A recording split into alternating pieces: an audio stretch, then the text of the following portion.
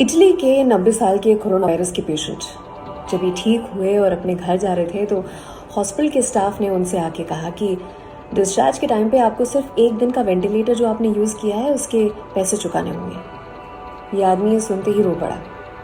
Senior doctor पास आए और उन्होंने कहा कि अगर आपके पास पैसे नहीं है आप बिल्कुल चिंता ना करें। हॉस्पिटल स्टाफ से कहा कि इन्हें बिल्कुल भी टेंशन ना दें, इन पे प्रेशर ना डालें।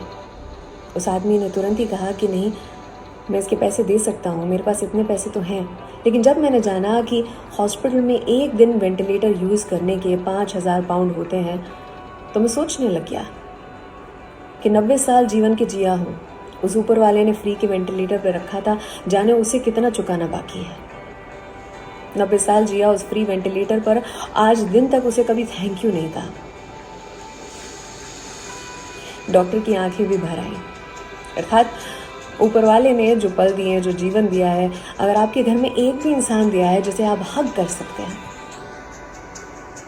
प्यार, इसका इजहार करें, इससे इम्यूनिटी बढ़ती है। आपकी याचना के साथ है। और देखें ना कैसा जीवन है। पहले घर में रहते थे, फिर बंगला किया, फिर फार्म हाउस, और अब घर की 4 दीवारी में इधर से उधर घूमते हैं। पहले साइकिल थी, उसके बाद बाइक आई, और उसके बाद गाड़ी और गाड़ियाँ, और अब देखें 11 नंबर की बस से एक से दूसरे रूम घूमते हैं। क्या करना है इतना लोड लेके? यही सिखाता है ये पल।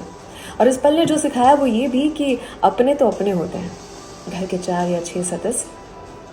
और दूसरी बात कि पहलो सगोते पड़ोसी, गुजराती में कहते हैं पहलो सगोते पड़ोसी, यानी सबसे पहले रिश्तेदार जो है वो हमारा पड़ोसी होता है।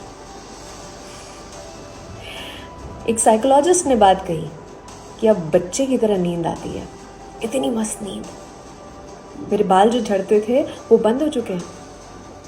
एक कंपनी के मैनेजर ने कहा कि पहले मैं बहुत कटाक्ष किया करता था, सरकाज़म से भरा रहता था, लेकिन अब अपने लोगों को अच्छे समझने लगा हूँ।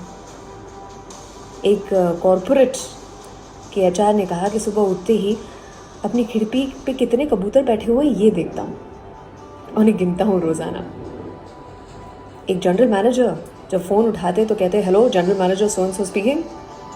अब लॉकडाउन में उनकी स्क्रिप्ट बदल चुकी है, अब वो सिर्फ हेलो कहते हैं, शायद अपना डेजिग्नेशन भूल गए। हवाएं मौसम का रुख बदल सकती हैं और दुआएं मुश्किलों के पल बदल सकते हैं। तो दुआ कीजिए घर पर रहें।